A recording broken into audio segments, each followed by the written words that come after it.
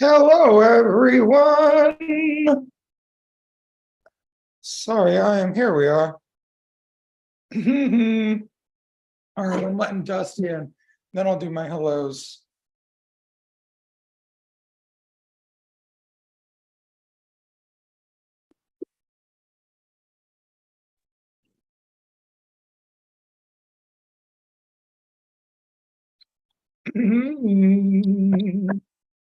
Oh, hello. Oh, hello. How are you? Oh, I'm well. How are you? It's like I haven't Not spoken. bad. Long Um, time no talk. yeah, right? Yeah. Yeah. Yeah. Um, can I tell you a secret that's not really that secret? Yeah, tell me that. I got the newer, like the AirPod 2 Pro, whatever shenanigans. And they've got like the noise canceling, and it's so weird to talk with them in because like I can barely hear myself. It's very isolation chamber sounding. It's super weird. Has nothing to do with anything. I think this is the first time we've done the podcast since I bought them and talking with them in. All I can hear is me, and it's weird. Well, thank you everyone for tuning in to Dusty and I once again, I being Robbie Ripoll, to the Let's Talk About Feelings show on the Reinventing Network. And we always like to give a thanks to Guy and Gabe and everyone on the Reinventing team that makes that has it, you know, this place for us to go to do something tattooers don't typically do, which is talk about feelings. When it comes to me and Dusty, we definitely talk about feelings a lot, Yeah. even outside of the show, because we're always going through feelings, and we tend to use each other as nice sounding boards when we're going through some things. It seems with our lives. So you know, it's been nice. But today we were gonna talk some about health and fitness. Yeah.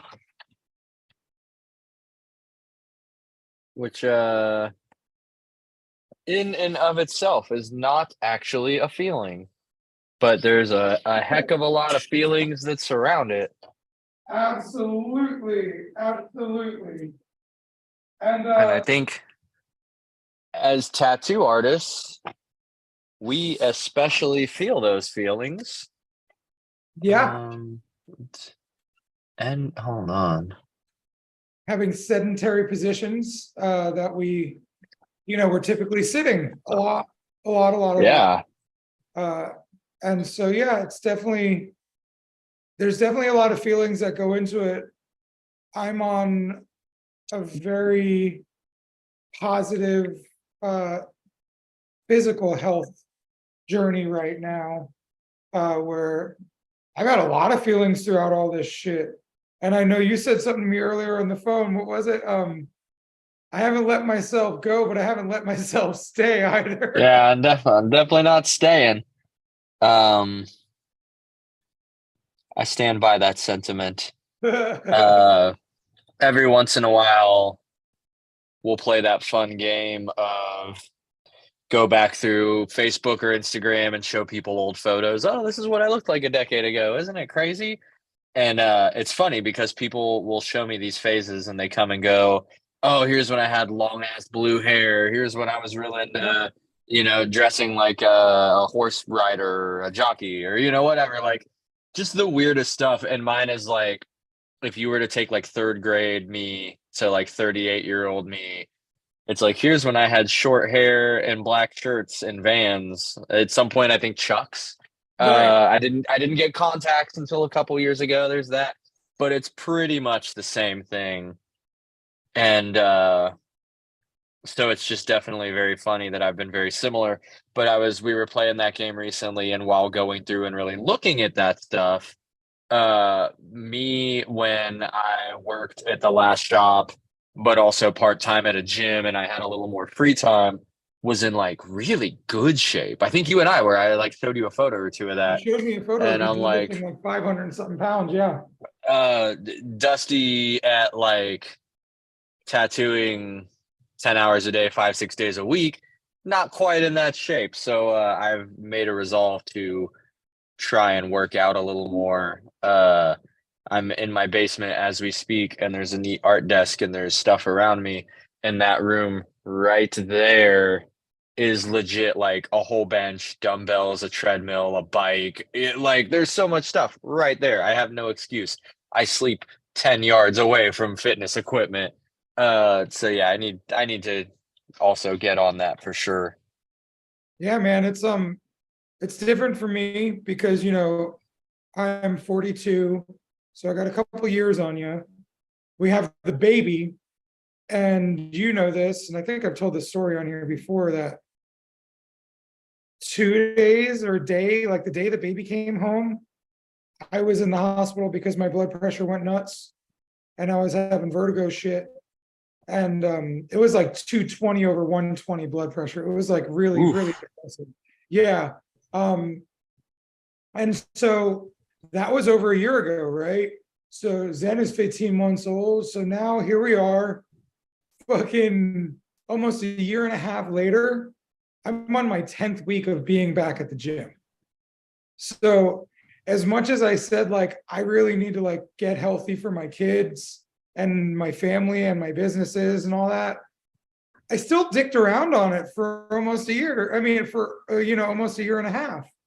Uh, and it took me paying quite a few thousands of dollars in securing the trainer and taking all these blood tests and doing all this wacky shit. And then he had me injecting fucking testosterone replacement and fucking semaglutide. And then I went to a local doctor and he was like, bro, that's going to do this to you. And I was like, I don't want that. Cause like, I didn't know injecting testosterone replacement shuts down your free testosterone. So if you're watching this Yeah.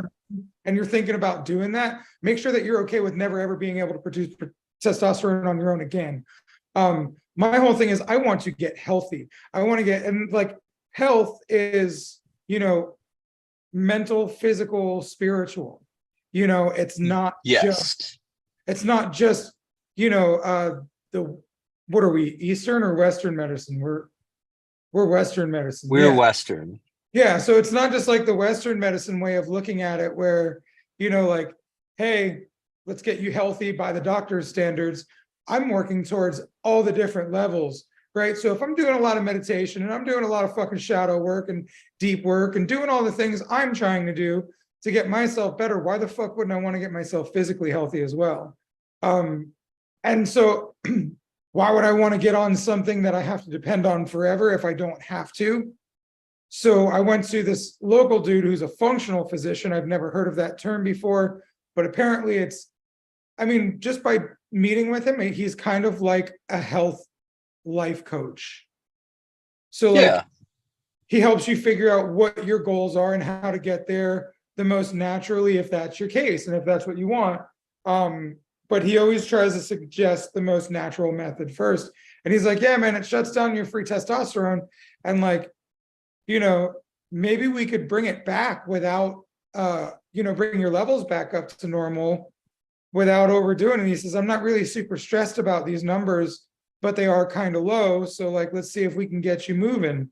So like, man, it's been a weird journey. There's a lot of feelings around that. Cause like, I didn't want to hit myself with needles. There was a lot of panic that ensued before doing it every time. Donna couldn't help me because she has a really big phobia with needles. So, now I'm fucking injecting a needle like this long into my fucking leg. Oof. Yeah. And it was like a 22 gauge, so or 20 gauge. So it wasn't like super big, but like it still wasn't what I wanted to be doing. So it was very uncomfortable for me. And so now I'm taking the long way around here. I'm just really glad I have this doctor now that is helping me like get my health together. And I have this trainer who's also doing the same. And like, he's a virtual trainer and he's got me on this app and I'm like in the gym on the app tracking everything. So like he's got us tracking our fucking, you know, measuring ourselves physically with the measuring tape. He's got us checking our weight. He's got us taking pictures. So like, dude, he's given us all these different ways to track ourselves. He has me tracking my workouts. He has us tracking our food. He's got us intermittent fasting. So like, I've done all of this work in the past fucking like, you know, 9-10 weeks. Yeah. Throw a couple large sessions of tattoo in there and a vasectomy. That shit's been fucking lots of feelings, dude. I've been hating it. And that was one of the things I told him when we had one of our meetups. I was like, bro, I've really hated this. Like, I've been mad at you. I've been like wanting to say no. But this dude that trained me back in the day, he always used to say you're only cheating yourself. And I can't get that out of my head when I'm in the gym. Or when I'm thinking about it. And it's like when my gout's acting up, like, dude, you want to get healthy, like, let's give our gout the least amount of ways to come in and fuck with us. Let's give the blood pressure the least amount of ways to fucking spike. Let's get the fucking sugar levels the least amount of ways to getting you to having you inject yourself with diabetes medicine. Like, you know, I was pre-diabetic too. That was one thing that I don't even like saying out loud because it feels gross to say, because I was so proud that I wasn't there. But now I'm like, fuck, I need to take care of myself. Otherwise, Zen maybe he'll get 20 years with me. You know, like I want him to have 40 or 50 years with me, you know, and me with him, you know, so like, fuck, dude, I got to get myself healthy for that. And then Donna, she's 10 years younger than me, you know, Jaden's 22. So like, man, I want to get as much time with these people as I can. And it's the weirdest thing to say because I've been so like burnt out on the concept of love since my second divorce over 5 years ago.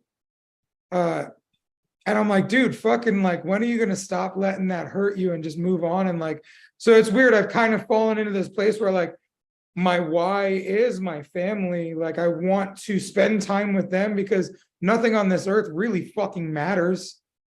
So like, you have to make what's important to you be the thing that matters or the things that matter. So like, since work doesn't really matter and you know, like cars and clothes and money and hoes don't really matter. Like, what really fucking matters in this world? Oh shit, my family. Like, I've never really found this. Like, Jaden's always been a driving force for me, right? But like, I haven't always thought of it like I can't risk being not with these people.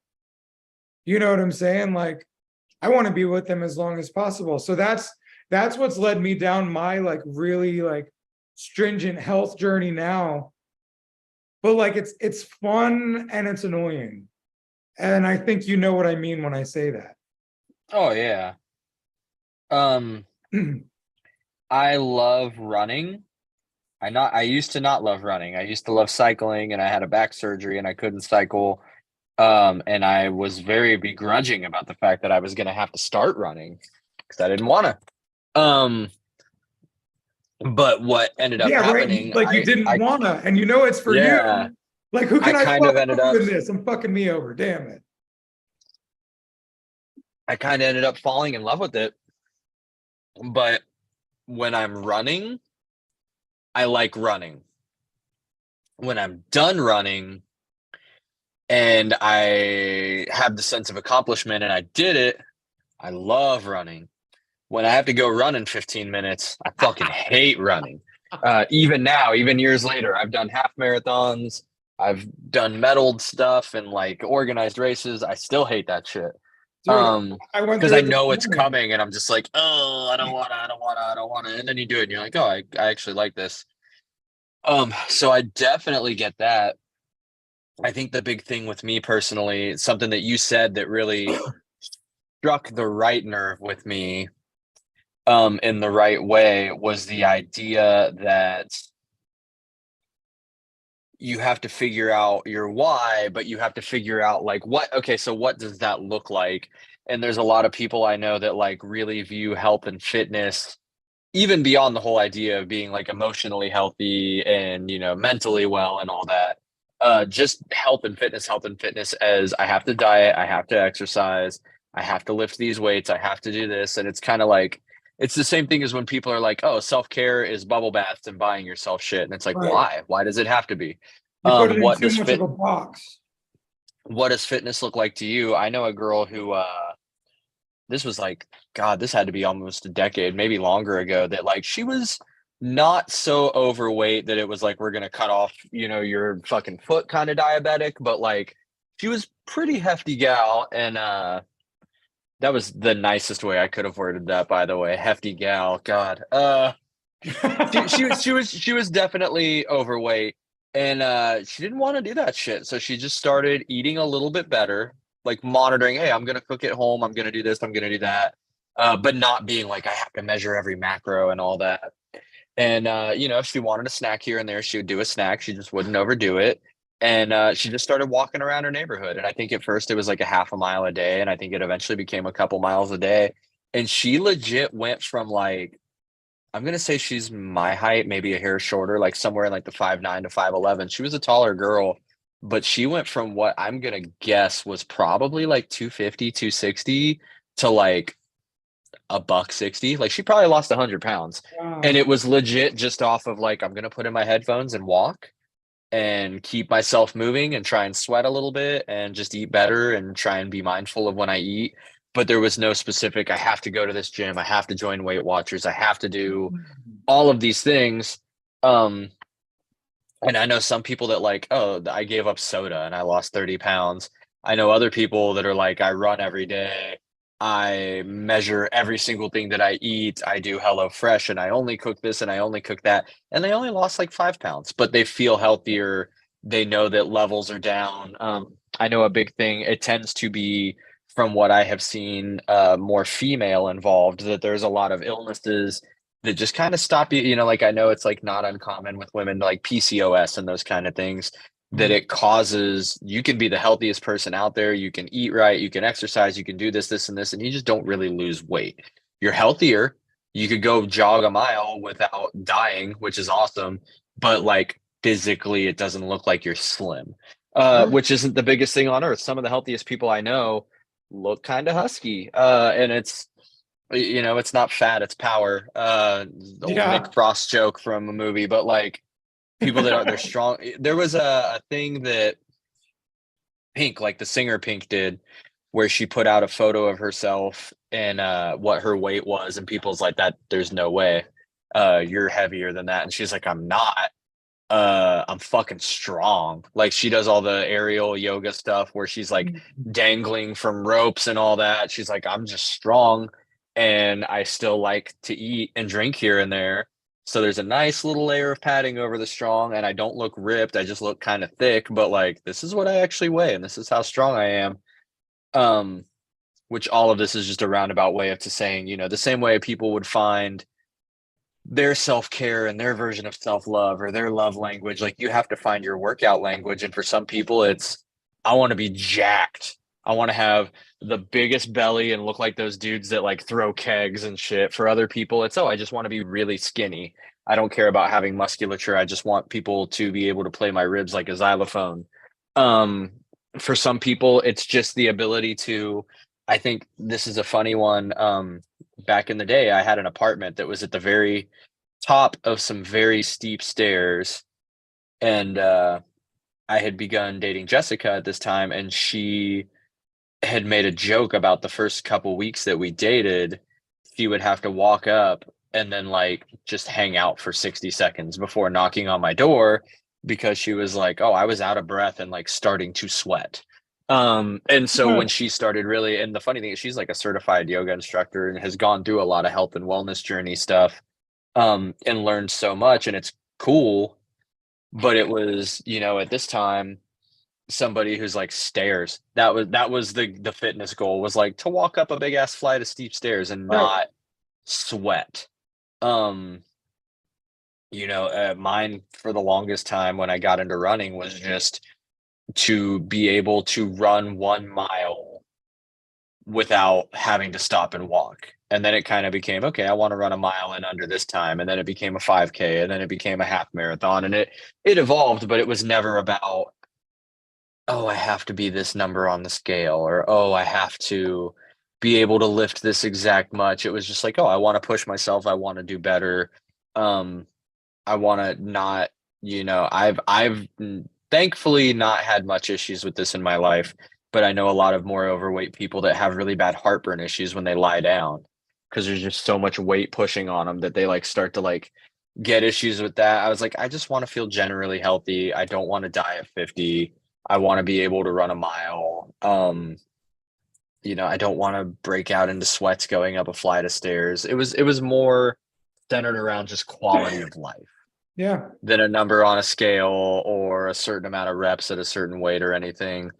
And I think it's gotten better over the years, actually, but I still wish it was more better that the fitness world subscribed to a better policy of, like you're saying with your guy, of, hey, let's figure out what this looks like to you. Let's figure out what your goals are. Let's figure that out. Versus back in the day, it used to be like, all right, you want to lose weight and get ripped. So here we go, buy Chicken, this rice, thing. broccoli, do these exercises. Yeah. Exactly. Like this is how it has to look, and these are the results that have to happen. Versus the amount of people I know now that really are just like, oh, I just go for a walk every night. Maybe I don't lose weight, but I don't gain weight and I feel healthy. And it's nice to know that if the chips fell in a bad way and you had to run from someone, that you're not immediately going to fall over and just die. If you're at work and something kind of heavy falls over, that you can catch it and put it back up versus, oh man, that weighs more than 10 pounds. I'm hosed. Just general health and wellness. And especially in the industry that we're in, Yeah.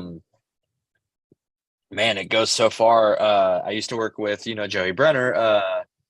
That little shit, and I say that little shit from a place of love, would run like I would run every day at that time. And I was to the point where like I was doing 4 or 5 miles a day at like an 8:30, 9-minute pace average, like pretty freaking good.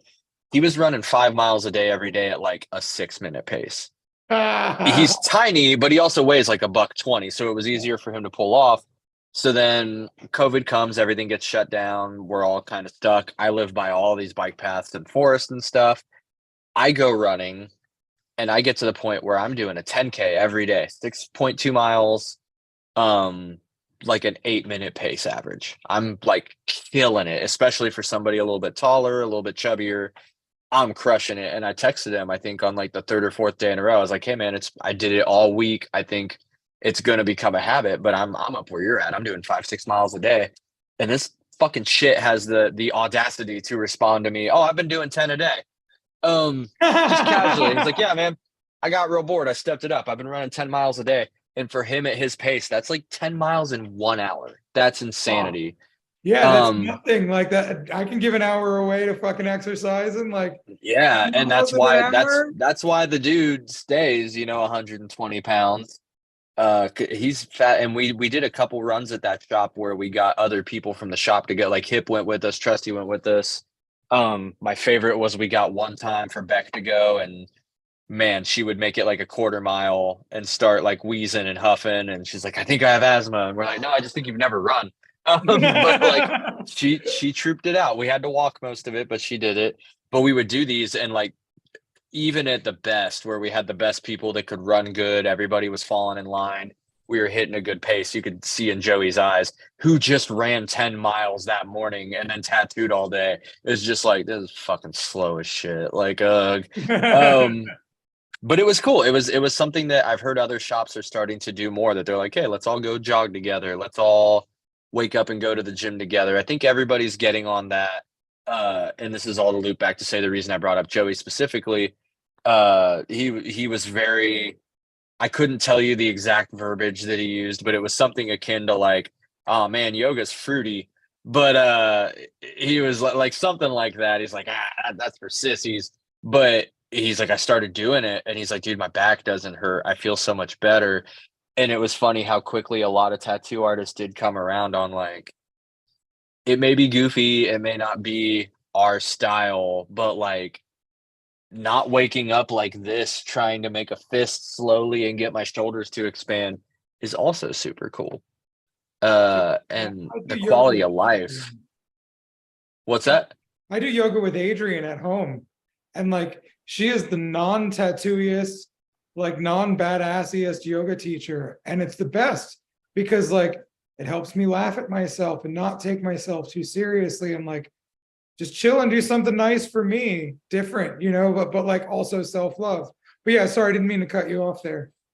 Oh no, I that was pretty much the end of the thought. I will ask, and this is related, unrelated. It's going in a funny direction. Did you ever get into pro wrestling at all? I feel like you were the right age in the 90s that you probably at least knew of its existence. I watched it and it was cool to me, yeah. I didn't get super into it, but I watched it enough. Do you remember Diamond Dallas Page? Mm-hmm. That dude does yoga. DDP yoga. That's where I was going. I actually bought it.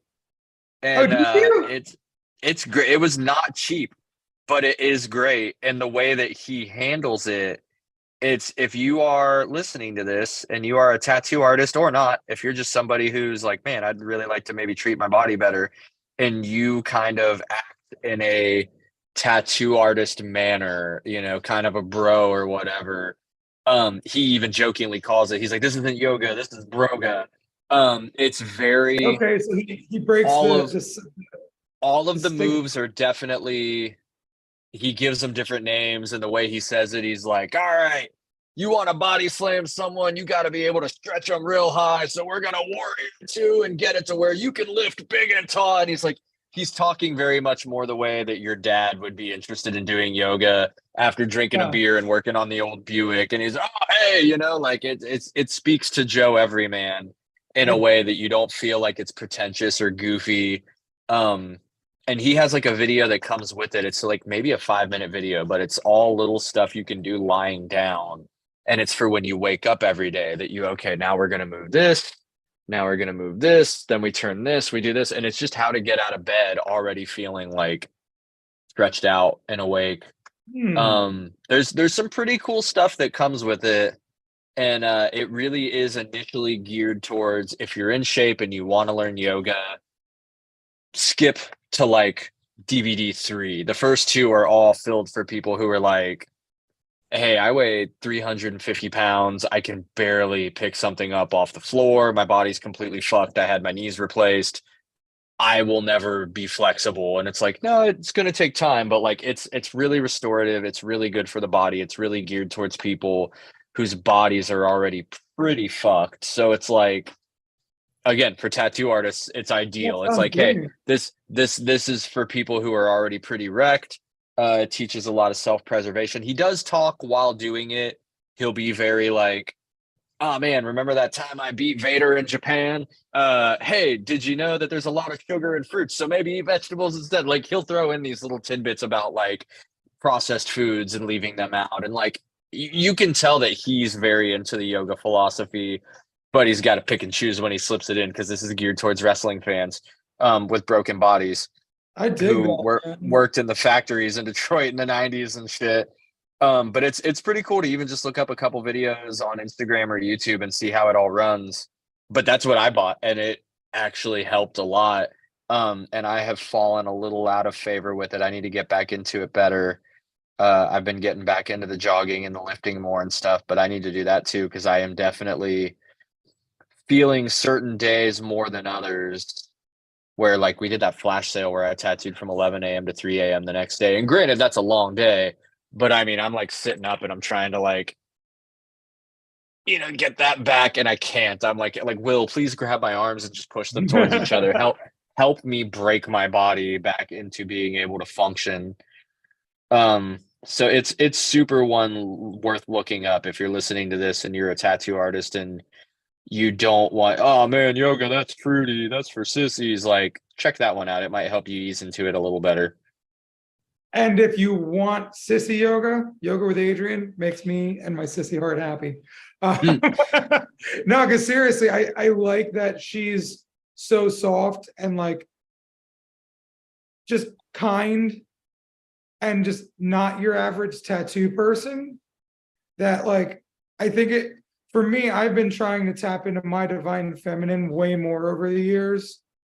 So I think it's nice when I'm in a situation where I typically get mad because it hurts, you got this nice woman saying, smile. And I'm like, fuck, I don't want to smile, you dumb bitch. And now I'm smiling because she's making me smile. And then I'm cussing at her in my head. Then I'm laughing. Like, you can't talk to Adrian like that. Like, it's like talking to my Aunt Lucille with disrespect. She's a saint. You just don't do it, you know? So like, it's really interesting. But one of the things I want to circle back to where you were talking about at the beginning, when you were like, what, my workout regimen should look like this, my diet should look like this. I can't remember the exact words you said, but, or I need to do this.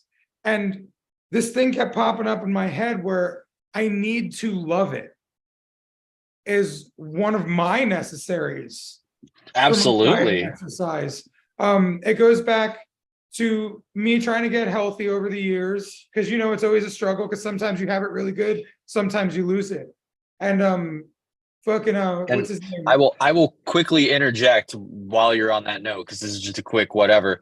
It is insanely fucked that it takes like 6 months to build what you can lose in like 4 weeks of not working out. That is bullshit. Yeah, and it's hard because you'll be like, man, I really stayed on the ball for a whole year and lost 30 pounds, and I can do 50 push-ups without breaking a sweat, and I can do all this. And then you have like 1 month of travel and donuts, and you're like, I gained 80 pounds, and I'm just screwed. Bro, I've been there so many times. I fucking hate it, man. And that's why I'm coming off it again. But like that shit with my blood pressure really made me realize, like, dude, do you want to be around for your baby, or you want to make Donna a single mom? Like, get your shit together, buddy. So I kind of had to put myself there. And then I kind of had to like really get myself out of all the weirdness that I was in. But one of my favorite authors and podcasters, Lewis Howes, he made this podcast called The School of Greatness. And I loved that podcast. I listened to it a lot when I was traveling alone a lot and I was driving a lot. And I was listening to a bunch of different dudes. He was one of the initial guys I found when I wanted to kill myself and was afraid to tell people about it. He's one of the ones that I Googled how to be happy, and I found Brendan Burchard, and then Lewis Howes was shortly thereafter. So those two dudes are always going to be very special to me because they helped me get my mental wellness back on track. Like right after Ink Master, when I should have like really appreciated and loved my life, I was in the biggest depression I've been in for a very long time. But Lewis Howes says, find a workout plan you love and stick to it. And that's always stuck with me. So like, that's why like, you need to love it is important. And it is like, you need to be healthy. But now with my new trainer, I'm realizing you can also do this intermittent fasting thing, which I really like. Because like it's awful for the first week, and then it's amazing. Dude, I enjoy it because as a tattooer, we don't fucking eat till late anyway, right? And see, that's why I hate it for the first week, because I do in the morning. I love to, before tattooing, wake up, either walk or jog, do some push-ups and sit-ups, like get mentally and physically healthy. That in my brain, I know that if I go in at noon and shit just spirals out of control and I'm done tattooing and it's 9 o'clock at night and it's dark and I don't want to do all this, that I already did it. And if I get to go on a walk in the evening too, you know, every Monday we do the podcast, I'm going to go out on another walk. I actually might jog today because it's finally cooling off outside a little bit. But like, I can do that, but I know if I got it done in the morning, I'm good. And after I do that, I always like to, it's something healthy. Like I'll do an Atkins shake, or I'll throw like a banana and some spinach and some peanut butter and milk and stuff in to make a smoothie. But like, I need some sort of, after that, I'm starving. See, and for a while there, when I was at aisle 9 with Joey and stuff, we would do the intermittent fasting together. We wouldn't eat till 2.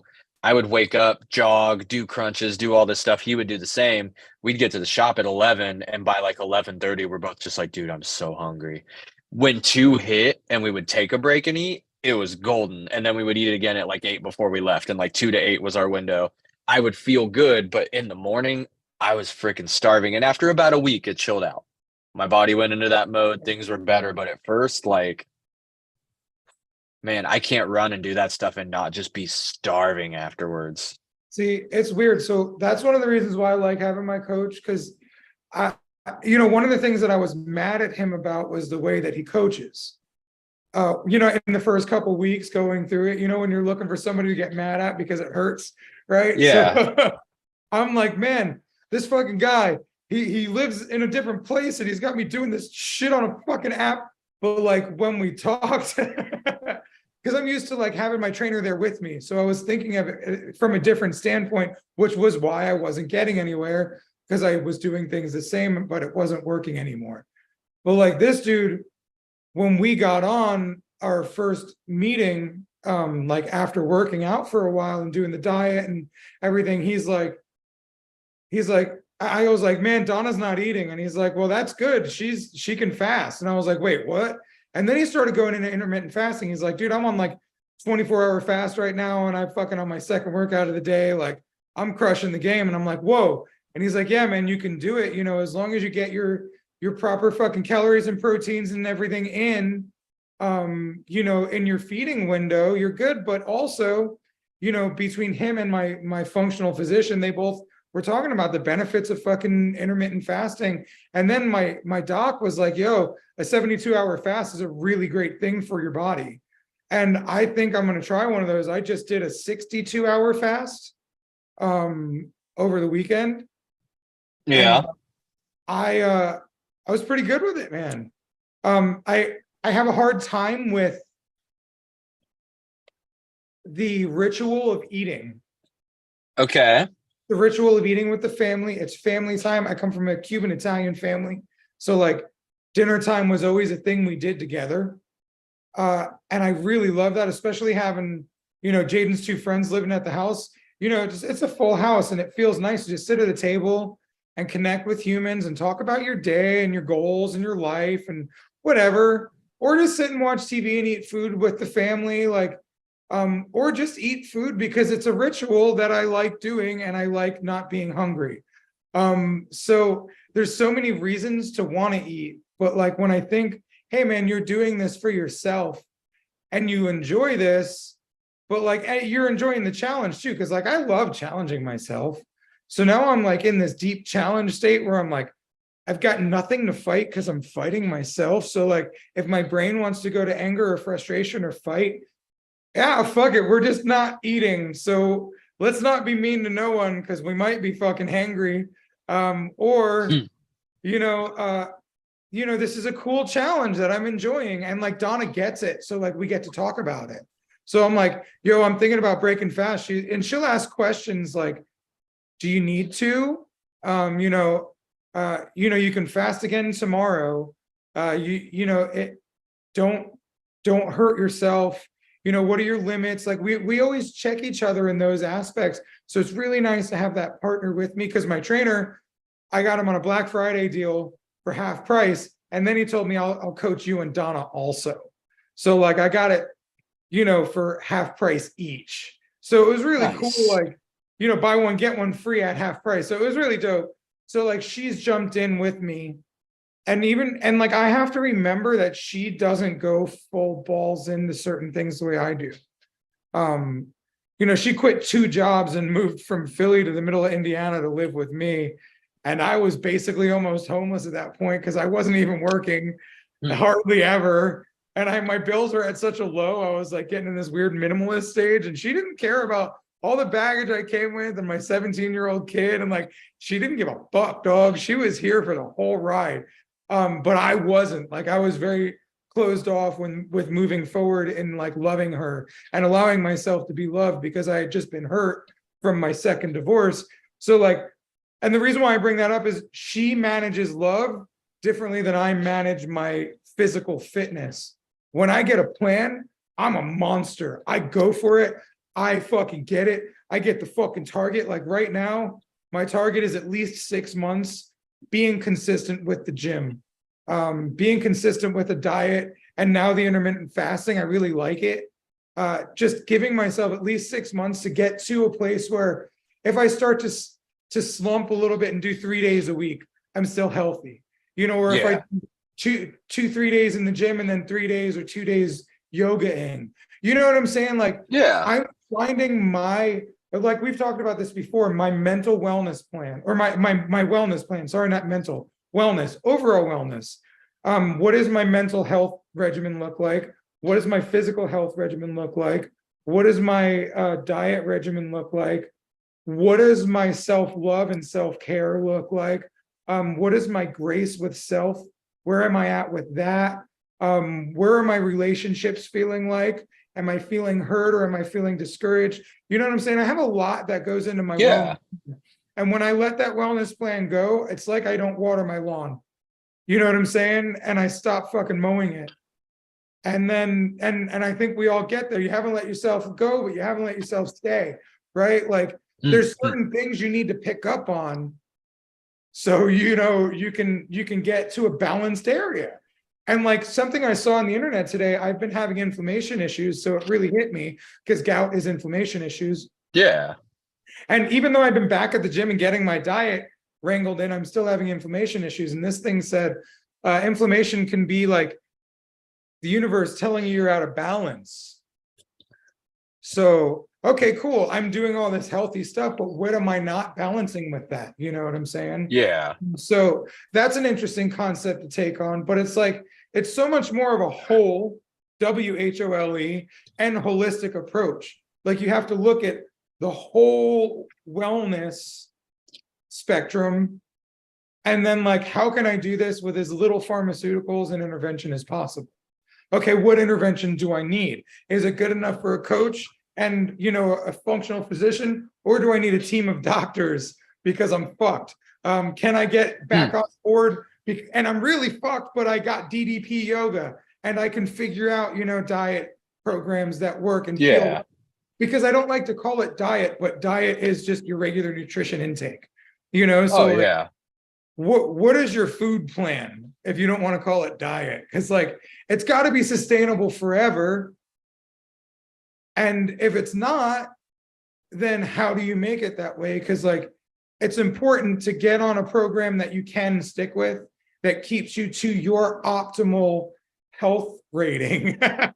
Yeah. Based on your wellness goals, right? No, I get that. And it's something that I like that I brought up earlier, because you kind of said the right phrase and you said it again, and it really brings it up again. And it kind of triggered some other memories in my head that I was like, oh, that's important for this. That you were like, what does it look like to you? But you also brought up that you're like, if I do it this way, that on weeks that I can't, oh, now I'm only doing it three days a week instead, that's still healthy. And that's just the biggest thing that I always push for with people when they do this sort of stuff. Because I used to coach Move to Lose at the Y and stuff like that, which really was my way of getting like a free Y membership by working for him a few days a week, like literally like 4 hours a week. But I got like a paycheck for to work out. It was forcing me to be there, and it got me a free membership because the downtown Dayton Y is like this 5-story building with an indoor track and pools and all this crazy shit. But like it's also like $60 a month. So I was like, all right, cool. I don't have to pay $60 a month. And they give me a check for like $40 every 2 weeks. But I actually really liked, as somebody who at one point in time was over 300 pounds, I liked helping other people do that. Because I had lost a shit ton of weight, and I like the idea of helping people do that. But I really pushed with them that like, you do not have to do 100 push-ups a day. You do not have to run 5 miles every day. You do not have to do all this. You need to find what works for you and your schedule, and allow yourself the grace to know that not every day, you know, in the last month, Boise, Portland, Akron, Florida, flash sale, like I haven't had as much time to do that stuff. And I love jogging, push-ups, crunches, squats, because no matter where you are, you can do it in some capacity. I mean, I was in your living room doing them in the morning before anybody got up, kind of thing. Like, it still works. I didn't run this time because it was like fucking 110 degrees out and I didn't want to die. But it's one of those things where like, find what works for you. Never be upset if it doesn't always work to plan, but have kind of more broad goals. I want to be healthy. I want to be able to do this. I'd like to work out at least 3 times a week. I'd like to know that everything isn't always going to be perfect, because I used to see this stuff in Move to Lose where these people would come in, super nice people, very out of shape, very overweight. Move to Lose was kind of the like, things are bad. I need help kind of why workout. It wasn't like, oh, come take my CrossFit class, or like, oh, Susan teaches cycling. It was like, hey, I'm 300 plus pounds. And we would do a lot of like, it was, I want to say like a 12-week program, twice a week. You meet up, we do workouts. They are very centered to, if you can't do a push up, do a knee push up. If you can't do a knee push up, do a wall push up. Yeah, I Like love cheating at the gym if I can't do it. entry level stuff. Yeah. But it was very built around the idea that like, hey, anyone can do this. In these 12 weeks, you should lose at least 20-30 pounds, because you got a lot to lose, and that's when it starts coming off fast. But also you should pick up a lot of good habits. Like one of the workouts was literally just like the Greater Dayton YMCA nutritionist came in and just talked about, hey, I don't expect you all to just go from being 300 plus pounds to suddenly eating nothing but like rice and grilled chicken every day. But here's things you can cut out. Here's ways you can do this. Here's ways you can do that. And it was very much like an everyman's, hey, you're just guys and gals on the go. You're trying your best. Here's little things you can do to tune up where you will get healthier. You will feel better and more confident. You'll lose some weight. Things will go good. But I'd get one person every go around. It was like a 3 times a year thing. And for years, I'd get one fucking person who would be like, I'm going to do this every day. I'm going to hit this hard every day. You'll see the change, and I'm giving up this and I'm doing that. And they would lose like 50 pounds in 12 months, and they would bust their ass, and they would do so good. And then it would take, when you abstain from so much and push yourself so hard, it would just take one thing. Oh, I went to my sister's wedding and there was cupcakes out. And it's not, oh, hey, I believe in balance. I've been working out 3 times a week. I'm doing my move to lose. I can have a cupcake and I'm not going to fucking die. It was, I have abstained from everything for 4 months straight.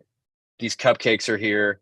I ate 12 of them, and then I went home and threw up, and I cried because I felt so bad that I had no willpower. And like, it is funny to laugh about because we've all been there. Yeah. But like, I am not a, like, you are a very, I cried with these people kind of guy. I am not. I would cry with those people because I have been there, and I have 100% understood the, like, that shit was real. And it would be people that are sad. They're like, I did so much and I worked so hard and I did all this stuff and I lost 50 pounds and my coworkers notice and I feel so much better.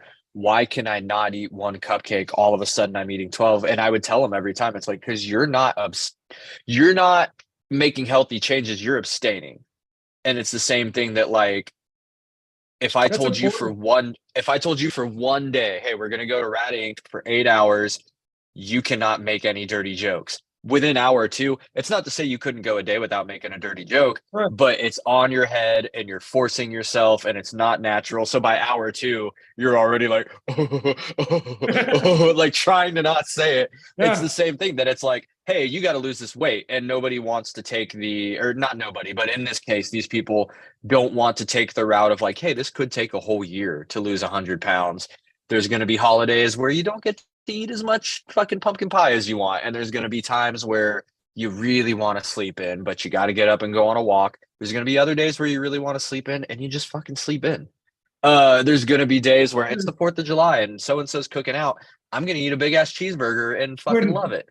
When you guys were in town, I kept going to the gym. Yeah. In town for like 3 days, right? But Tuesday night, we decided to go to Arcade Monsters. And then Ben, one of the kids that lives in that, Ben, sorry, yeah. Yeah, wanted Taco Bell. So he goes, yes. So he goes, oh man, I'm trying to fucking have some drinks tonight. And I'm like, you know what? I'll have some drinks with you. So then the next day, I woke up feeling like bowels. And like, I didn't really have a ton of drinks, but I ate I had enough drinks where I got a healthy buzz. Then I ate bad food. And like, dude, alcohol and bad food in a system that's been running pretty clean, it's going to bog you down, it hits harder. So I didn't go to the gym the next day, but I didn't beat myself up for it because I even remember having this talk with myself. I was like, it was such a good time though. Yeah. Like I had so much fun. I love taking you specifically there because you're just a kid. You enjoy your place. Like you do like I do, and you find which games like suck you in and you just play. Oh like, yeah. like me and Ben were running around hanging out with Zen, so Donna didn't have to. And like we were just having a blast, you know, baby You passing guys baby going beers hard back and on Mortal forth. Kombat 3. Dude, we fucking destroyed Mortal Kombat. That was when Donna was playing with him with Zen for a while, so that was Yeah. cool. Yeah, he didn't win one time. But I had so much fun playing with him on that, and like just playing with all you guys, and like playing with Zen, playing with Donna. You know, it was just like it was so worth it. much. It was so worth not feeling great the next day, and just not even that I didn't feel great, because I felt fine, but like it was just that was hanging over me the rest of the day. Yeah. And then I didn't go to the gym, so I was like, huh. But like I said, I didn't beat myself up. I just allowed myself to be where I was and enjoy the night before. And Yeah. I do that a lot. And then like I'll get back. The scale is always an indicator, because you know, water weight and shit. So like when you get on the scale and you're like, oh, I was down, you know, to 260 and now I'm up to 269 again. I know that that's just water weight, that's food weight, but like just get healthier, just make better choices again, and you're gonna get where you were. Because I remember we started this at 295 and now I'm down, my lowest was 260 so far.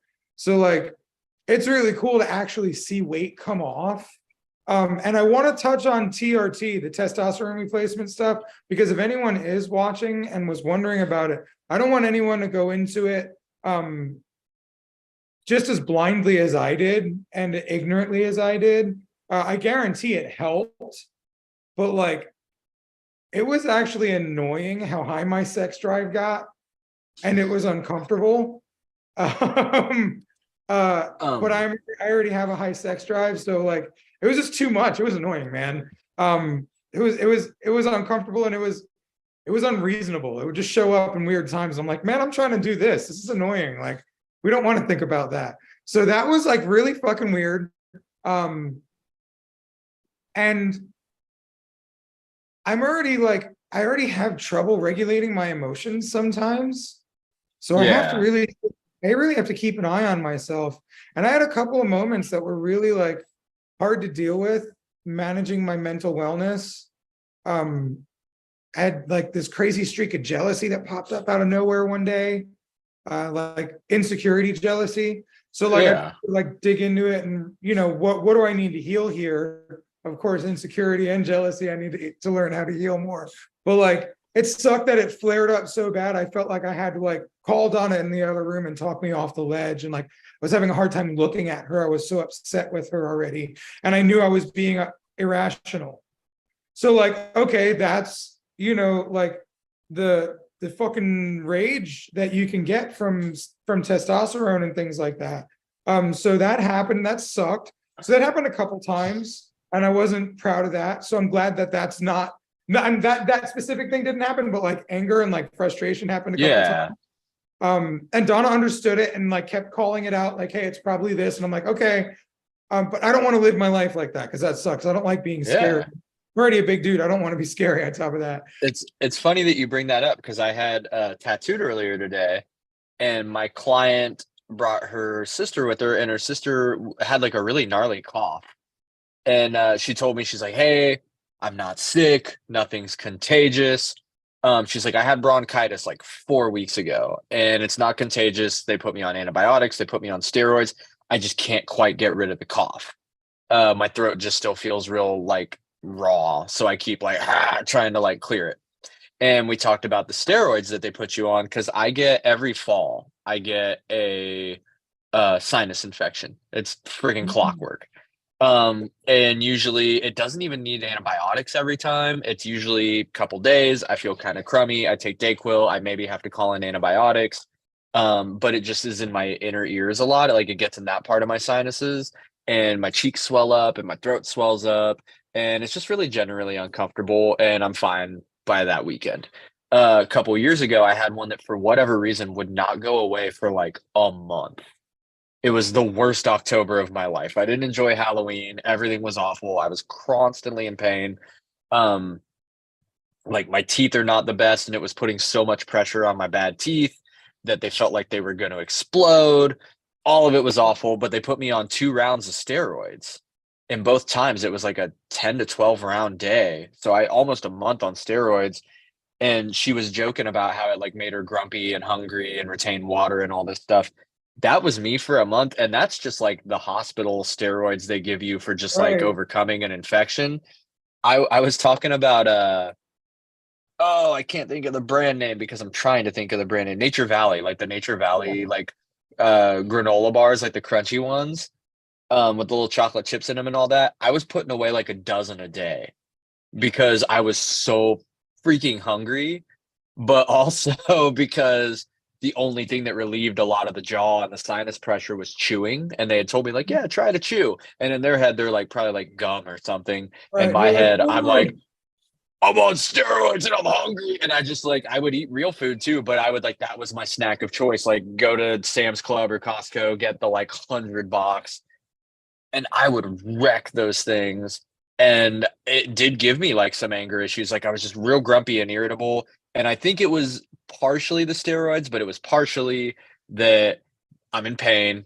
I'm retaining water. So I'm mad about the fact that like this is me at like peak physical fitness, Dusty, worked out all the time. And now I'm like, I'm undoing it all because I'm bloated, because I'm retaining water, and I'm eating a dozen granola bars a day, and I'm in pain and I'm mad.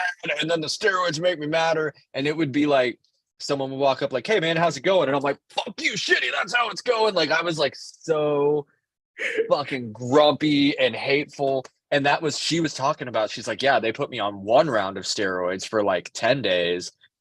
She's like, I was so hungry all the time. I was like smashing food. I was getting upset. Like it did, the same stuff with her. Like, it triggered a lot of anger issues and stuff. And that stuff is no joke. So then to take it from like, this is just the medical, like the doctor gives you this for steroids for, a sinus infection, to then turn it to, you're slamming a big needle. And, I love the mental image of like every after school special where it's like some guy that's like Arnold Schwarzenegger size, like jamming a needle in another dude's butt cheek. And they're like, we're going to get so ripped. Like, I can't imagine how much that would fuck with your brain and make you just like mad and like hungry and sleepy and just like, yeah, It was that's a weird, lot. man. And it was so like, and then I was also injecting semaglutide, which really that's a diabetic medication. They wanted to lower my sugar numbers to give me a better Yeah. chance to not have to be on diabetic medication. But like, I just want to talk about like the hormone replacement stuff. It's actually really heavy shit. So like, if you're thinking about going to a hormone replacement doc to help you lose weight, gain muscle, do whatever, that is extreme stuff. And they're giving you some heavy medications that cost a lot of fucking money. So I would definitely suggest getting into a functional physician. I stumbled upon this guy because my chiropractor is my friend, and also my chiropractor and my client, and her husband, both. They're both chiropractors and we're good friends. I think you've met them a couple times. Yeah. So they introduced us to Dr. Lon, and I found out what functional physicians are. And like, we have a membership with him where my whole family sees him for $400 a month, as much as we need to. And he gives us free prescriptions within reason, inside of that. And like things like that. And he, like I said, he's more like a health life coach where he wants to help you achieve your goals. So we brought him all of my numbers and stuff and the regimen I was on, and he's like, well, this and that. And I was like, oh shit, okay. So now we're just trying to do it in this different way. But like, seriously, like the hormone stuff, I saw so much about it in social media, and a lot of my friends were doing it. I didn't realize that like it's not really the most long-term effective stuff. It's kind of like I wanted to cheat a little bit. Like I said, I love cheating in the gym. I'm not a real cheater in real life. But I love cheating in the gym because it's one of the only places you can cheat and actually win. And cheating gets you winning so good, Yeah. like the push-up cheat, man. I've always just done the push-ups I can in what style I can, but like, it's just crazy because I've been doing all this work. I'm finding myself getting strong as fuck again. And my muscles Yeah. react to weight very fast. And Donna's always like, yo, you're not going to lose weight because you're gaining so much muscle. And then my trainer also told me that. So I listened when he said it. But like, I'm trying to take everything into consideration. The things like you said, I'm going hard, but I'm also not trying to make it miserable. Like Yeah. I'm traveling next month and I may not stick with it. I'm going to try. I'm traveling in October. I hope to stick with it. But at the same time, if I give myself a week off, maybe it's a week off I needed, So like, Yeah. I'm kind of thinking of it like that. So I'm just kind of trying to have grace with myself and allow myself to have a healthy lifestyle for the rest of my life, because I also want to be the 70-year-old that still can wakeboard. You know what I'm Yeah. saying? My dad died at 71. I love that man, and I wish he was still here. So I want to fucking not have people saying that story about me when I'm gone. Like, I want them to say, man, that motherfucker was wakeboarding the day he died. He actually was 112 and took a wakeboard to the head. That's how he died. You know what I'm saying? Like, I want to make sure I get as much out of life as I need, because I don't know how many more runs of this we get. Like, Sorry, you said wakeboard to the head, and all I could think of was that Donna was the one that threw it. Just but you know what I'm saying, dude? Like, I just want to yeah. be here for as long as I can. So if anyone's out there and they want to have the same things, I was so unmotivated and I didn't want to do it, but like, find a why that makes enough reason to you. And my family has turned out to be my why. And then the funny thing is, seeing my shaman, she told me, your family is the legacy you leave behind, not the money, not the businesses, not the real estate, none of that. Like, your family is what your legacy is. And I was like, this family thing keeps coming up a lot as something that's important to me. So like, it's just become like the reason why I feel it's necessary to find a workout and diet and lifestyle program that I love and stick with it. And Yeah. so, like, I went kayaking the other day with my men's group that I attend, with my son and Jaden and Brandon that live in the house. And it was really cool to like be with other men, but also my kids, but doing something healthy. You know what I'm saying? Yeah. Oh, Like for that, sure. that shit hurts. Like, I did a shoulder workout before I went in kayak, so it was a bad idea, Yeah. but it was just shoulder day. So I was like, fuck. But like, it was really cool because it did hurt and it pushed me, but I was also with these people that inspire me to just be a better person. And it was really cool. So that was part of my self-care. That was part of my physical health. That was part of my mental wellness. Like, there was so much going on in just one thing that like was fun to do, that I really wanted to do. So Yeah. yeah, make sure what you're doing you love, because and make sure you just put it into your life. Like, yoga is weird, but it doesn't have to be. That's why DDP does it. So, for the Yeah. people Roga. yeah, like where there's this new place opening called Hot Works that they have TVs inside of infrared saunas where you can go and do Yeah. hot for 30 minutes.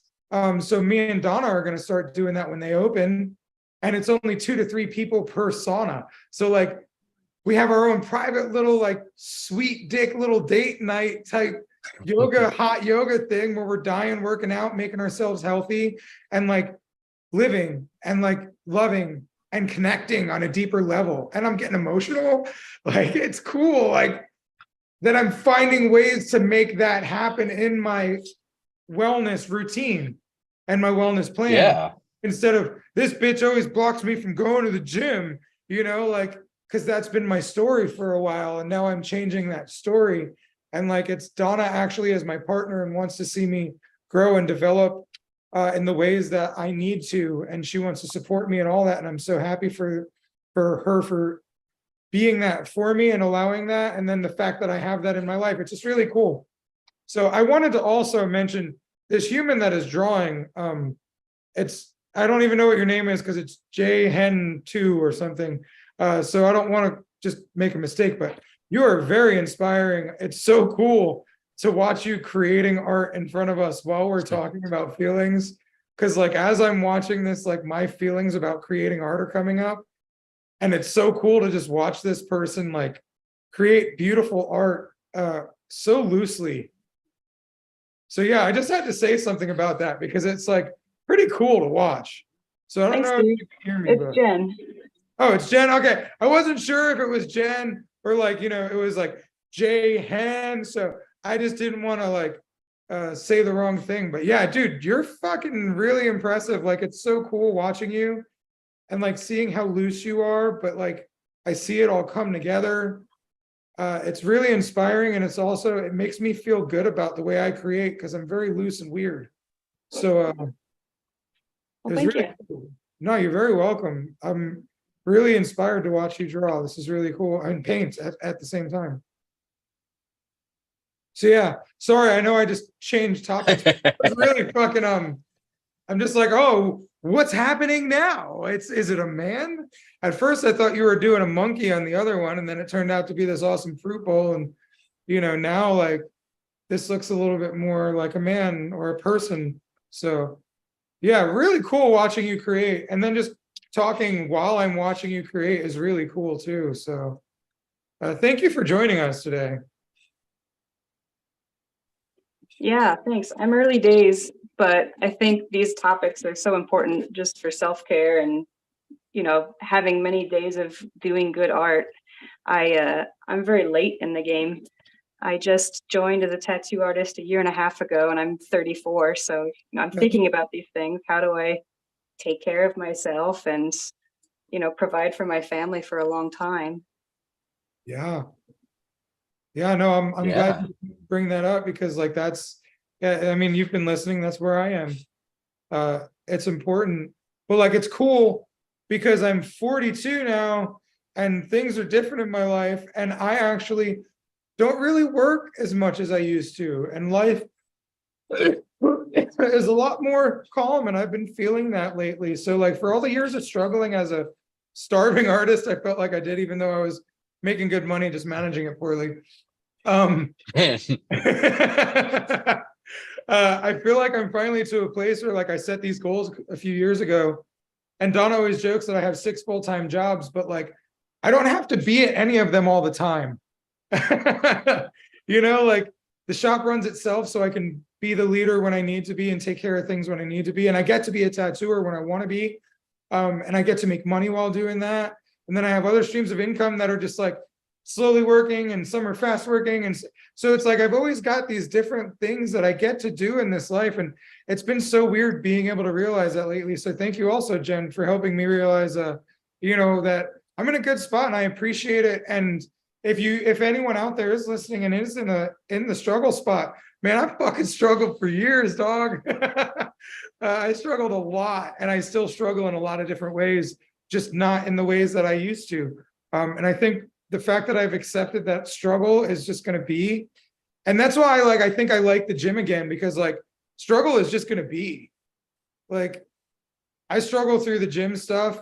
I struggle worrying about new investment opportunities. I struggle with my tattoo shit. I struggle with my coaching career. Like I struggle with my relationships with food and alcohol and fucking everything and people. Like, so no matter what, we're always going to struggle. But I think that's kind of the point of that little rant. I feel like we're always going to struggle at some point, and life is hard, so choose your hard, right? So like if it's having a good wellness plan, then that might be your hard, like staying on the path. But like life's always going to be hard. So yeah. Yeah. It's if every day is great, no day is great.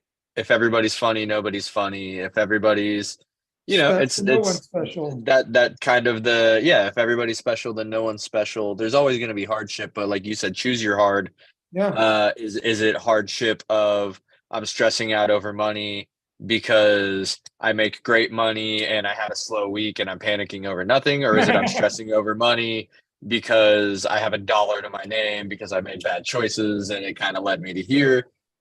Even when you have it good, you're going to figure out ways to have it bad. And it's good for perspective. It's good to be able to have a bad week and look at it and be like, man, I've really got it pretty good overall. Or, oh, this is great. I'm, the whole phrase first world problems is a thing for a reason. It doesn't mean we don't have them, but it is very Fuck first world problems. Yeah. It's still a thing that happens. It doesn't make them not real. It just hopefully grants us the perspective to take a step back and be like, wow, that was a really You know, I got pizza last night because I spent way too much time just getting all of my shit together after being in Florida, like straight from the flash sale, straight from Akron, yada. Like I'm gonna eat some bad food and chill out for a night. And somehow they Which just is also doused, self-care. which is also self-care. And somehow they just like absolutely doused this pizza with olives that were not requested and were not on the ticket or anything. But it was only on half the pizza for some reason. So I just ate the other half and was like, wow, this is not the hardest thing to ever happen to me. Right. It's a bummer because they don't deliver to my area, so I had to go drive to get it and stuff. And then you get home and you're like, huh.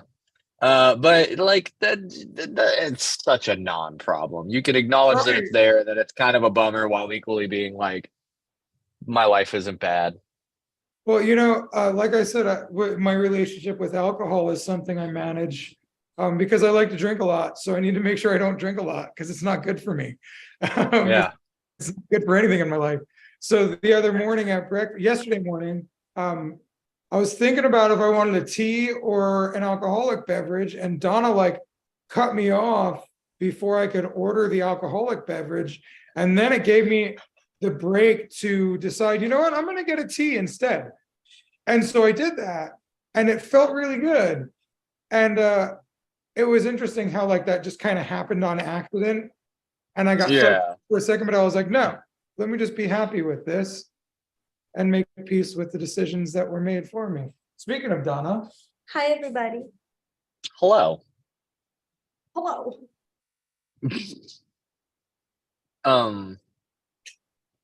But yeah, moderation's huge. That was what you were just saying. Like, again, with all the people in Move to Lose and stuff, that would like the one hardcore person every go round that would be so diligent on everything, and then when they finally cracked, would eat like a whole dozen cupcakes and get real sick and feel awful about themselves. Right. It's like, dude, if you would have just had like a fun size Hershey bar, even just some sort of chocolate once a week, Something would have with been people okay. Yeah. and it's a weird one to say with drugs and alcohol because addiction is real and it's a whole different thing. But with people that are like you, that are like, oh, I can have some drinks here and there. This isn't about me trying to abstain. This is just about, I don't want to be drunk all the time. If you go out once in a blue moon and have a drink, it's going to go a lot better. If you go out and get wrecked for the first time in ever, like it plays hell on your body. It creates a lot of issues. If you just have a drink or two here or there, like your body's going to roll a lot better with it. It's the same with working out, ironically enough, that the amount of people who don't work out and are like, I'm going to get into a regiment, but they don't like couch to 5K or they don't ease into stuff. You can fuck your body up really good doing that sort of stuff. Shin splints are something a lot of friends of mine that got, thankfully I've never had them, but friends of mine that have got into running, even people that are killer at running, they just, oh man, I took a couple months off, winter was long, family stuff. They try and hop right back in like nothing happened. And then they're like, oh, my legs are wrecked. And now I can't run at all for months. I have to let it heal up. There's just so much of that stuff that, yeah, just moderation and setting proper goals and being realistic just goes so far. Yeah, absolutely, man. And I think that's what I've taken everything that I've done over the past bunch of years and put it all together and made it work for me finally. Because like, I don't want to quit the gym. I don't want to quit being healthy. I want to get my place to a point of healthy where I can just maintain it and enjoy myself and live my life. And still, if I want to get gains, here and there, I'm sure I'll probably still fluctuate throughout life. But like, I'm enjoying the ride of getting the accomplishment of I'm taking care of myself, and I don't have to be mad at myself for not taking care of myself. This is actually really nice.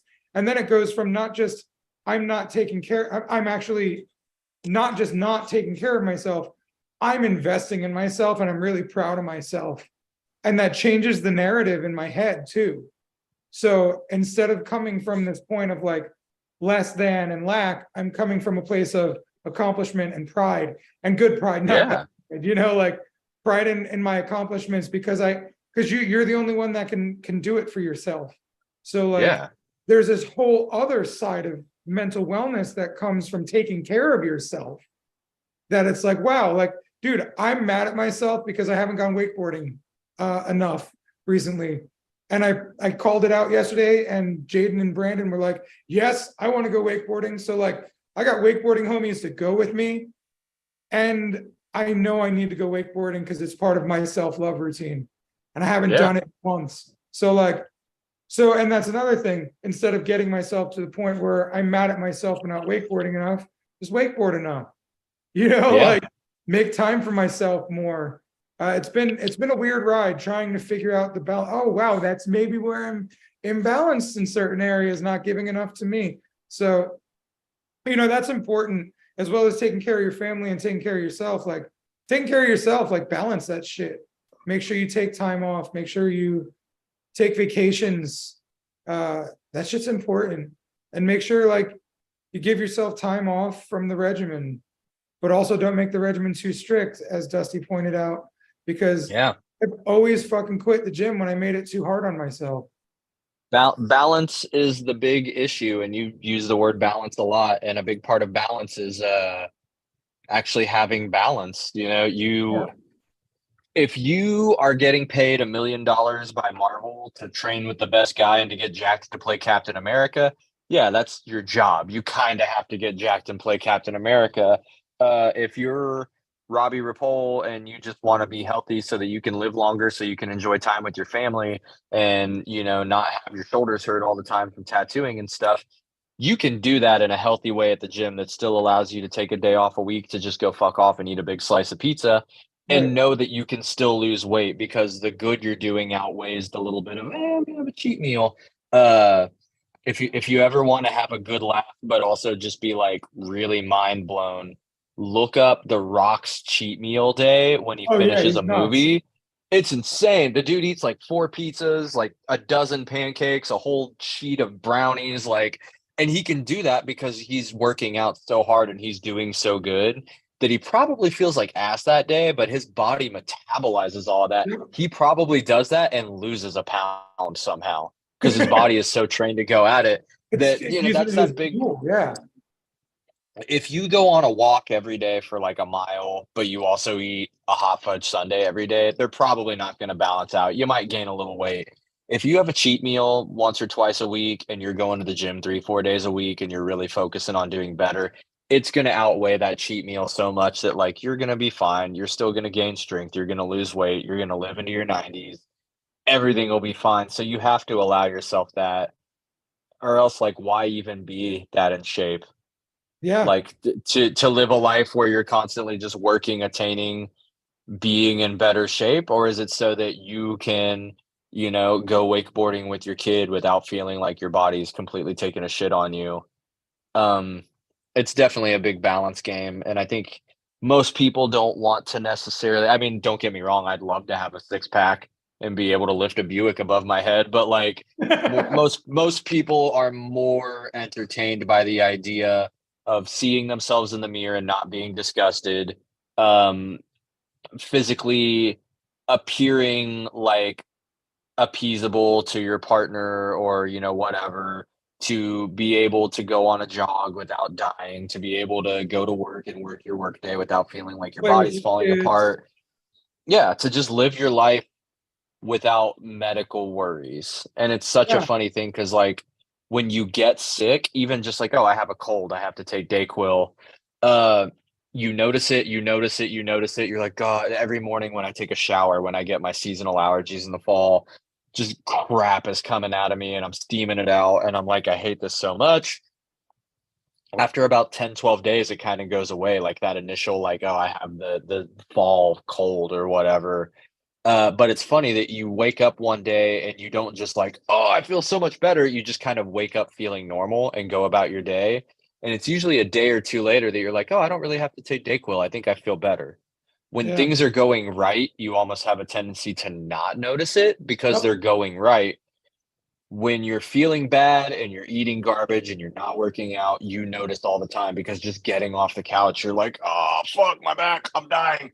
When you're doing it right, you may not wake up every morning and feel like you're looking in the mirror like, I'm great. It's you're more waking up and just being like, oh, I woke up without pain. I got out of bed.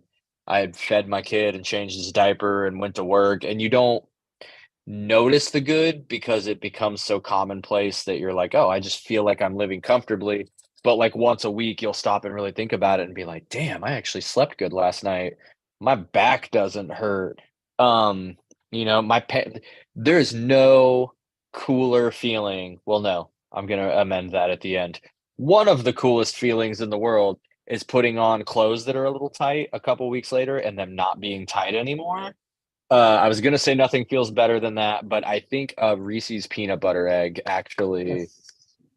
That was my friend Jade said that once. She said no skinny will ever feel as good as a Reese's peanut butter egg taste, and I'm like, Oh, you're right. But if you do it right, you can have one of those once in a while and still lose some weight and just be balanced because you get to be somebody whose knees don't hurt and yeah. has regular peanut butter intake. So I had a Reese's peanut butter cup tattooed on this hand until recently. So I feel you on a million ways. I feel you. Yeah, bro. And that's the thing. I think that's like the happiest place. Just being able to, if I want to have some drinks, have some drinks. If I want to have some food, have some food. And then on days like yesterday where I was like, no, I feel better not having drinks. And then my stomach was mad at me for eating so much yummy food. So, like I learned that my body might react in ways that I'm not 100% in love with sometimes because of the food intake.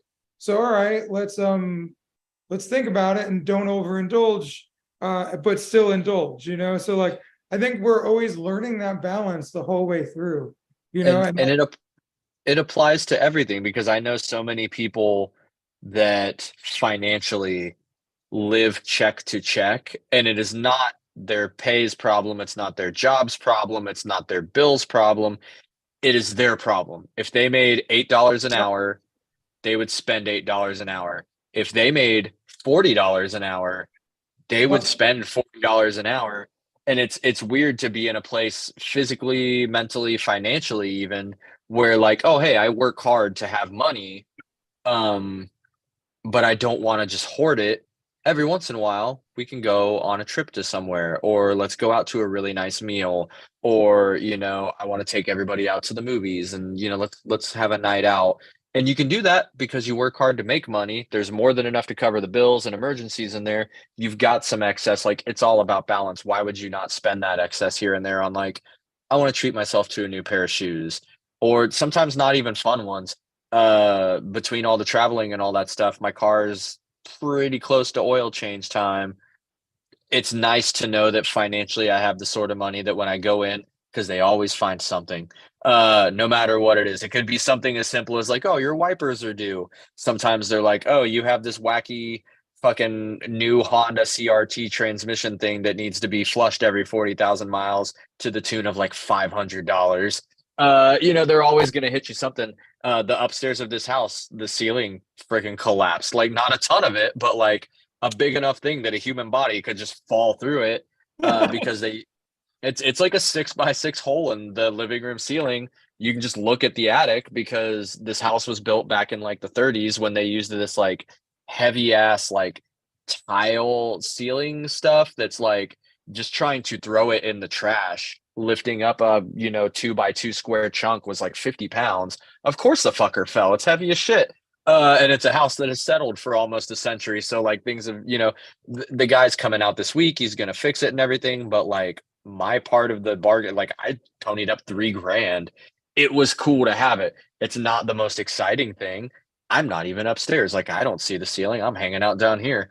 But it's good to know that the house is in good shape, that everything's taken care of, and that financially, because tattooing has treated me really well, that I can just hand the guy the money. And it's good, which is funny because it was brought up like, is cash okay? Do you have to keep it on the books, whatever? And the guy's response was like, I'm going through a divorce. Cash would be great. But this guy's going to replace the ceiling. It's really cool to know. I mean, there's times in my life where if the ceiling had fallen in and they're like, it's going to be $100 to fix it, I would have been like, I'm fucked. I guess I just have to find a new place to live. Like I can't live under the hole. I don't have $100. That's fucking Scrooge McDuck money. But like it's good to be in that place, but the moral of that being that like financially you have to be able to live in that balance and spend it. Sometimes mentally you have to have days where you're just like, hey, I've been working really hard and staying goal oriented. I just want to scroll through Reddit and watch Bluey and fuck off all day. You've got to be able physically, same deal, to work out and to take care of your body and to do what you need to do to live a happy, healthy life. But once in a blue moon, be like, I'm not jogging today. I'm eating a pizza and I'm eating Reese cups, and it's just going to make me that more rested and happy and motivated to do it tomorrow and get right back on track.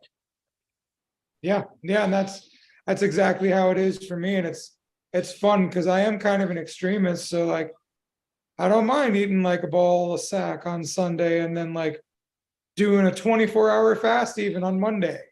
Like kind of balancing things out. Like and that's the thing I like about this workout program and this trainer. I'm finding ways to like just maneuver and enjoy the maneuvering process without feeling weird about it. And it's like, it doesn't have to be this guilt-ridden thing. It's like I'm seeing progress and I'm staying on a program that feels good and I want to keep doing it. But like there's so many fun things to do, like kayaking and stand-up paddleboarding and hot yoga, that I'm going to be doing that stuff too when I don't feel like hitting the gym, in 6 months, 8 months, when I get tired of going to the same building over and over again, so like, I'm kind of stoked that like, I know that there's going to be change and I'm not going to beat myself up for changing, but I'm staying active. Like I want to buy. You're going to find your version of it. Right. Like I want to buy a tonal, those fucking gyms that are like the mirror type gym with the bench that comes out and the cables that come out from it. Yeah. Like 100% electronic weight, very fucking size conscious. But like I have many people living in the house, I don't really have a space for it. But when the boys get their own house, I'll probably do that. And then I'll be getting out of being at the gym, go to the house and do my house workouts, because I really like a house workout, man. It's so nice. Like it's one of my favorites because I get to choose who's around me. Because like there's always people around me at all aspects of my life. So like it's kind of nice to just be alone sometimes. And like I'm usually pretty angry when I work out, and that's how I work out a lot of my anger. So like I don't want to be around people because I don't want to try and be nice. I just want to be grumpy by myself and have weird conversations in my own head or listen to a book or something. Yeah, I totally or sing get or it. cry, whatever. Just blast out some bench presses and cry, normal stuff. Dude, I have cried while working out so much and in so many public gyms. My second divorce, there was this really weird, like super bodybuilder style gym that my trainer was a fucking giant. And bro, he'd fucking train me on weights for an hour, and then he'd have me do stair stepper for an hour. And I was going through so much emotional turmoil through my divorce. I was just like, I'd be fucking on that stair stepper crying for like 20 minutes. Or sometimes the whole hour on and off. Oh my God, it was so rough, man. But like crying is kind of a happy place for me, because if I'm crying in the gym, that means I'm doing something right.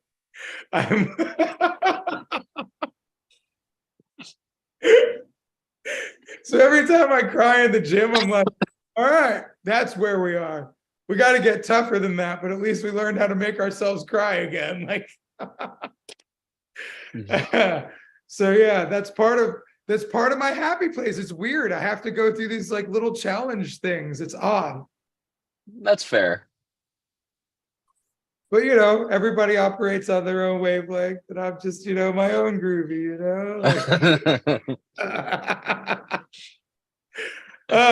we are 30 minutes over time. So we tend to do that. Yeah, and I just kind of let it roll this time. I watched the clock a little bit, but dude, the first 43 minutes sped by so fast. I didn't imagine we weren't going over. So yeah, it happens. It's nice. It's nice. And Jen, it was wonderful having you and watching you create art. You're a phenomenal artist. And I'm really happy that you're a tattooer, because you bring a lot of like real artistry to our craft. So keep killing the game. Cool. Thanks for being here. Thanks for your podcast. I definitely want to join Yeah. more. Thank Heck you yeah. for being here as well. Yeah. It's very easy to think that we're doing nothing by just sitting here talking to computers and phones. But it's nice to hear that like people are stoked about what we do here and what we talk about. For somebody that talks about mental health so much, I still get weird about talking about it sometimes because I feel like people don't want to hear that lame, weird, sissy shit in the tattoo world. So I'm glad that we're breaking that stigma.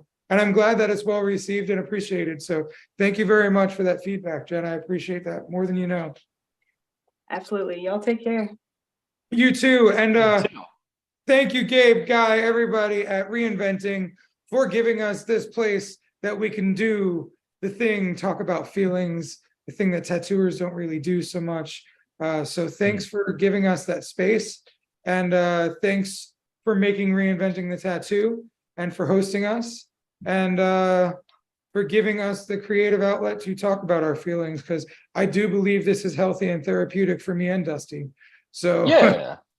thank you guys all for tuning in, and I love y'all. Have a great fucking day.